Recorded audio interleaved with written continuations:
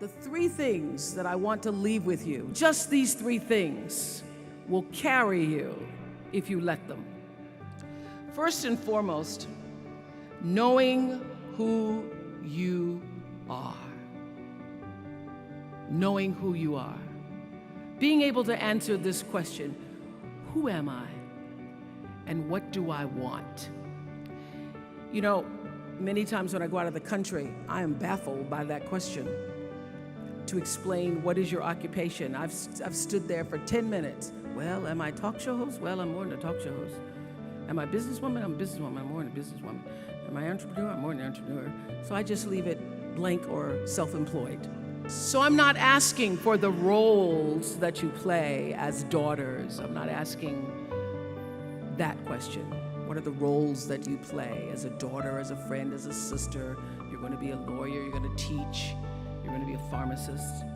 I'm asking the bigger question of who am I?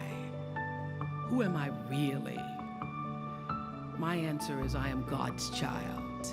I am that which is born of all that is. I am, as Pierre de Chardin said, a spiritual being having a human experience. Come trailing the breath of the ancestors yet, but trailing the breath of the angels, and understanding that because I am connected to the source of all that is possible for me. That's who I am. And what do I want? I don't want to just be successful in the world. I don't want to just make a mark or have a legacy. The answer to that question for me is I want to fulfill the highest, truest expression of myself as a human being. I want to fulfill the promise that the Creator dreamed when He dreamed the cells that made up me. What do I want? You must have some kind of vision for your life. Even if you don't know the plan, you have to have a direction in which you choose to go. I never was the kind of woman who liked to get in a car and just go for a ride. I had a boyfriend who would say, let's just go for a ride. I want to know, where are we going? Do we have a destination? Is there a plan? Or are we just riding? What I've learned is that's a great metaphor for life. You want to be in the driver's seat of your own life, because if you're not, life will drive you. Knowing who you really are in this space and time that we embody. That's number one. What do you want? Who are you? Number two, you must find a way to serve. Martin Luther King said that not everybody can be famous, but everybody can be great, because greatness is determined by service. Now, we live in a world where everybody wants to be famous, and where we admire people for just being famous. We think being known brings us value. The truth is, all of that will fade in time. In 3 years, you won't be able to name the housewives of Atlanta. The real truth is that service and significance, service and the significance that you bring to your service is that which is lasting. So to be able to, whatever your occupation or job or talent or gift is, our honorees today getting doctorate degrees, to apparently opposite fields, HIV and AIDS and the spoken word. But what they have in common is service, using the spoken word in service to community and the world, using your knowledge and information about HIV and AIDS and medicine in service to the world. And if you look at all the most successful people in the world, whether they know it or not, they have that paradigm of service. Everybody's talking about Mark Zuckerberg and IPO. Service. Jay-Z rapping. Service. Through the word, to people, through song. For many years, I was really just happy to be on TV, and people would stop and say, "Oh, you on TV?" "Yeah, I'm on TV. I like being on TV. It's a nice job." And it was about the time that I received my honorary doctorate from Spelman around 1993. So I don't know if that had something to do with it. I thought of myself as Dr. Winfrey. That I went back and I took a long look at what it was I was doing on TV and made a decision that I was no longer going to just be on TV, but I was going to use TV as a platform, as a force for good, and not be used by TV. And I will tell you, my decision to make that significant change in the way I operated on television, using television as a service, changed my career exponentially. Service through medicine, service through art. Using whatever it is you produce, your product, as a way of giving back to the world. When you shift the paradigm of whatever it is you choose to do to service and you bring significance to that, success will, I promise you, follow you. Service and significance equals success. That's number 2. Number 3, it's so simple but so hard to do. Always do the right thing. Be excellent. People notice. Think of how you notice. You go to Taco Bell, somebody gives you an extra napkin and some sauce. You notice. You want to go back to that person, because even at Taco Bell, excellence shows itself. Be excellent. Let excellence be your brand. Everybody talks about building a brand. I never even knew what that was. When people say, "You're a brand," I would say, "No, I'm just Oprah." What I recognize now is that my choice to, in every way, in every example, in every experience, to do the right thing and the excellent thing is what has created the brand. Years ago, I did an ad for Revlon for an ad they were doing called Unforgettable Women. And what I know is that when you are excellent, you become unforgettable. People remember you. You stand out.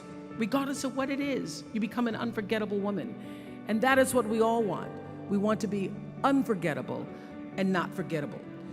So doing the right thing, even when nobody knows you're doing the right thing, will always bring the right thing to you. I promise you that. Why? Because the third law of motion is always at work. For every action, there's an equal and opposite reaction. That is so true in all of our lives. That's what Newton said. Celia in The Color Purple said it. Everything you even try to do to me. Everything you even try to do to me, already done to you. So you don't have to worry about revenge or getting back at somebody, making sure they pay. You just have to do the right thing, and the right thing will follow you even when people don't support it. I remember many times on my show. There are many shows y'all never saw. And the reason you didn't see them is because I got the last vote. And I remember 2010, my team, hardest working team in television, had done this interview with a woman who turns out she was a Sunday school teacher by day and a sex addict at night. Ooh. And they were like, "You won't believe it. We got her going out, we got her with the men, and we get to show her," and she was willing to show us everything. I sat down with a woman for an interview that was taped. And during the process of the interview, I said, "Why are you doing this?" And she said, "Oh, I want to help people. I want to tell my story and I want to help people." I said, "Do you have children?" She says, "Yes, I have a 10-year-old son." I knew right then, this is never going to see the light of day. So we got off the air and I said to the lady, "We are not going to air that show." And she said, "Why?" My producer said, "Why?" She knew she was being filmed. She knew what she was saying. She knows what you... I said, "Because her son will never get over it. And it's not worth a rating point to me. Not worth a rating point to me to know that there's a 10-year-old boy who's destroyed because his mother went on the Oprah Winfrey show and told all her business." You do the right thing, even when other people think it may not be. And oftentimes, when you make a decision to do the right thing, immediately you're faced with doubt. Was that the right thing? Was that the right decision? I don't know, was that the right thing? You always know it's the right thing, when in the end, there is peace. You are rewarded by peace. The most important thing I have come to know in doing the right thing and making the right choices is understanding what we talked about yesterday. All of you leaving here have the potential for enormous success. There's a price that comes with that. People don't always like you, and they're not always happy for you.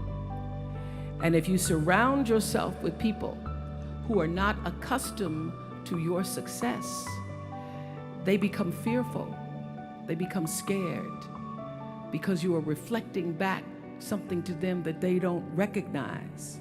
Now, they're not going to say, "I'm very fearful," because you're reflecting back to me something I don't recognize. They're going to say, you know what they're going to say? They're going to say, "Who she thinks she is." Who she thinks she is.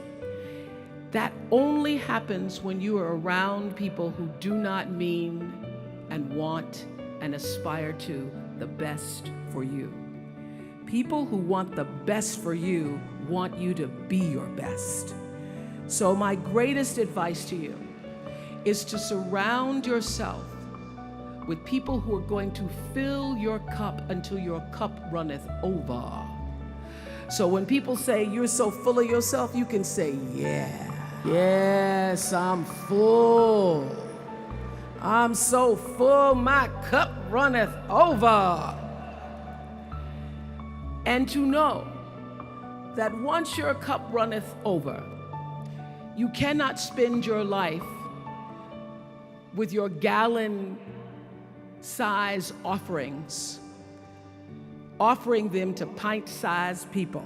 You have got to surround yourself with gallon-sized people who can hang in the same company with you, so that you're not offering your gallons to those little pints out there who can't hold it anyway. Choice to change the world. I love that song. And what I know for sure is that the biggest choices begin and end with you, your internal big questions. Who do I want to be in the world? My relationship to source energy, to all that is God. I'm not talking about what you believe in God. I'm talking about your experience of that which is all life, which is divine and universal. I'm talking about the big deal. Being connected and aligned with that. When you are tuned in and charged into that, whenever you feel empty, you go inside yourself and you connect to the source, and you know that all things are possible. To know that, and to choose to do the right thing in service and significance, I promise you, you will create a vessel of service for yourself first, because you have to honor yourself first, You have to give to yourself first, otherwise you have nothing to give away.